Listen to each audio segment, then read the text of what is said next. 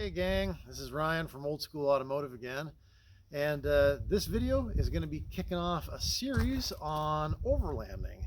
And if you're anything like me, you might already do that yourself and not know it, because maybe I'm showing my age a little bit here, but it used to be that what's called overlanding now, we just used to call car camping back in the day, or 4x4 camping, where you just load up your gear in a 4x4 like the 2003 Suburban 2500 Quadra steer that I got here. You just load your gear up in the family SUV or pickup truck and you'd go camping. And that used to be just called truck camping or 4x4 camping. But now apparently overlanding is the cool name for that. But that's neither here nor there. We're starting off a little video series on that. We're going to be talking about overlanding and camping and doing some gear reviews, and we're also in the near future, stay tuned, because we're going to be introducing some Old School Automotive exclusive products that are going to be manufactured right here on site.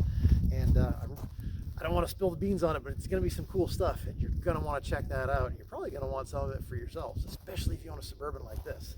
But anyway, starting off today, I'm doing a gear review on this little product I picked up. This is the SUV tent road tripper model from easygoproducts.com. I have no affiliation to these guys other than I saw their product. It seems like exactly what I'm after, and I want to try it out. I haven't even really opened this up. I took it out of the package, but I haven't unfolded these things out of the bag yet. So we're going to go ahead, take a look at this. We're going to do an install on these on the Suburban, and you guys are going to maybe get a little insight into if something like this would be handy for you. What these solve is, if you've ever camped out in an SUV before, or even a tent for that matter, one of the main obstacles to comfort in any kind of enclosed sleeping space is moisture, condensation, temperature control, ventilation control. As you know, or as you may or may not know, when you're breathing in air, but you're also exhaling a lot of moisture, a lot of water vapor. So if you're in a cold climate, the inside of your tent or your SUV starts to collect condensation on the windows. And if you're in a tent and it collects at the top and it drips down on you, that makes for a really rotten night's sleep. If you're in an SUV, it starts running down the windows and it gets all nasty in there and you get all humid, and next thing you know, you get all sweaty and sticky, and it's just not a comfortable night's sleep. So the simple option is, just roll a window down. Well, that's great on an older vehicle that has crank style windows, because you can wake up out of your slumber and half asleep, hit the window crank. But on one of these with power windows, you have to put your key in the ignition and leave it in the accessory position to be able to operate those power windows. Well, the problem is newer vehicles, even as old as this one is, a 2003, it has a body control module that will shut off all the accessory power after a certain amount of time to try to save your battery. And that's also the other risk you run, is if you don't have a body control module to turn it off, you could potentially run your battery down, which kind of makes the whole point of 4x4 camping moot if you end up having to hike out afterward. So what this SUV tent does is you simply roll your windows down at the beginning of the night, you install the SUV tent over it, and it's basically just a piece of nylon tent wall that attaches to your doors, and it has both a bug mesh window and a regular nylon tent wall type window, and you can zip and unzip each one. So effectively, you lower the windows and put this on to cover the window, and then using just a zipper, you can zip or unzip a window to control your ventilation and temperature. That way, if you get too hot, you just reach up, open the zipper, and you let some of that heat out, some of that condensation out. And if you're too cold, you reach over and you zip it shut. You don't have to worry about running your battery down, getting out of your sleeping bag, climbing into the driver's seat, turning the key on, turning the key off, all that nonsense. You can just kind of, in your half asleep, haze, reach up, hit that zipper, and you're good to go. So I'm really excited about this product, and so we're going to go ahead and get started with the installation. I'm going to go ahead and pull out the instructions, and we'll take a look at what we got going on. Okay, so we got our instructions here, and it's always comforting when the example picture they use for the installation instructions is the same vehicle that you're going to be actually installing it on. So I know it's going to fit the Suburban because they actually use the Suburban as their test vehicle. But anyway, step 1 says open both the front and back door of the vehicle, stretch the road tripper over the back door to adjust it, then clean the sides of the car door's interior, securely fasten the road tripper to the door, stick the adhesive Velcro. So basically this thing just slides over the windows, and then it's got little pieces of Velcro that go on the inside of the door in order to hold it in place so it doesn't blow around. So first thing I'm going to do, I'm going to go ahead and get both of these doors open, and then I've got a can of acetone, and I'm going to use that to remove all the oil and grease and fingerprints that might be on the inside, preventing that Velcro from sticking good, and we'll go from there. So now I've got both doors open, I got the window dropped down, and I'm just going to go ahead and install this so you guys can see exactly what's involved. I've done nothing else to prepare for this. So first we're just going to take a nice little microfiber cloth. I'm going to wipe down all the dirt around that window and down probably about as far as the hinges, halfway. So we got a nice clean area to work with. And then when I get ready to stick the Velcro on, I'm going to use a little bit of acetone, just using it lightly because I don't want to strip the paint off, and I'm just going to take a dab of acetone in that rag and just give it a quick wipe so that it'll get any grease, oil, fingerprints, stuff like that. And you can get acetone at your local auto parts store, hardware store. They carry this stuff everywhere, and trust me, you're going to use it for everything, especially if you're TIG welding. Remember, you always want to keep your consumables clean. But anyway, moving right along, after we unzip this little carrying case that it comes with, got the SUV tent itself, as well as several of these self-adhesive Velcro strips. So you've got 2 of them. We're going to set one aside,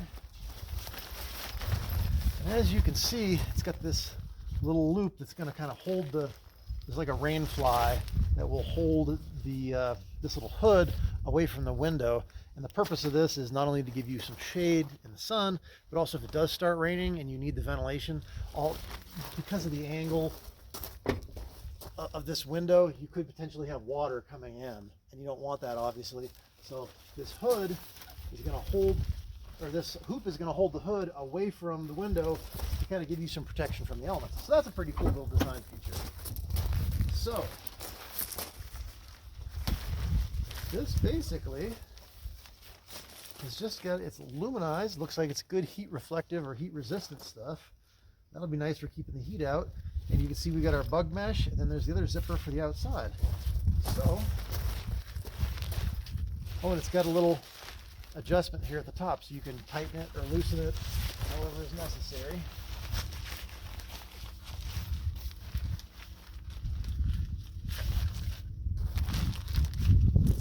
All right. Here we have the installed product. This took practically no time. It took more time for me to explain it to you guys how it was going to go on than it actually took to install it. And what we ended up doing, as it turns out, I didn't care for the way that it wanted to sit on the vehicle when I was using the Velcro. So what I ended up doing was, the way this works out, I've got one strap here and one strap here, and I just ran it underneath the armrest, as you can see, and instead of attaching the Velcro strips, I just used it as a connector to pull these 2 straps together and attach them to each other. It'd be really nice. What I might end up doing is getting a longer piece of Velcro and just having it permanently attached to one of these, because the thing that I noticed was there's really no attachment for the SUV tent down at this bottom edge. So you potentially have a place for wind to get in and cause this to flap. And when the straps were pulling down, it didn't really tension this that much. And by having this a little bit tighter, it stays more securely against the side of the vehicle. What I think I'm going to end up doing is I'm going to go to the store and purchase a couple of small neodymium rare earth magnets, some heavy duty magnets, and I'm going to plan on putting 3 or 4 magnets on top of this to hold this to the door nicely. But as you can see, we've got a nice fit all around on this Suburban. I mean, your mileage may vary. If you've got a smaller SUV, you might have to adjust that drawstring. This, as it was set up, perfect fit. We've got a nice little hood to keep the sun and rain off. And let me bring it around a little closer here so you can see. And right in there, we've got one zipper to open the outer flap, and then on the inside is our bug screen. And if you are going to be leaving this wide open, it has a couple of toggles and loops for securing that outer solid window if you so desire. If I had my druthers, I would personally have reversed this design where I would have had the bug screen on the outside like a regular tent does, with the solid flap on the inside, because personally I'm going to run the bug screen 100% of the time, and for me I'm going to be opening and closing that outer window more. And but then again, I do have the advantage of living in Arizona where bugs aren't really an issue. So who knows, maybe I'll end up rolling up the bug screen and just having the outer one as my zip open and zip closed. But at any rate, I think this product's going to work pretty good. So as you can see, with this elasticized drawstring, it pulls this in, tucks it nicely around. When the door is shut, it is gently squeezed between the door and the weather strip to hold it securely in place. And when we're inside the vehicle, we've got our nice little bug screen to keep the bugs out. And there's our zipper here. If we want more ventilation, unzip it. If we've got too much ventilation, we've got our window available here. As soon as I get the toggles undone. And just like that, I can reach up. I can get, close it up part way, close it up all the way, and we're not having to rely on having the accessory power on in order to operate the power windows.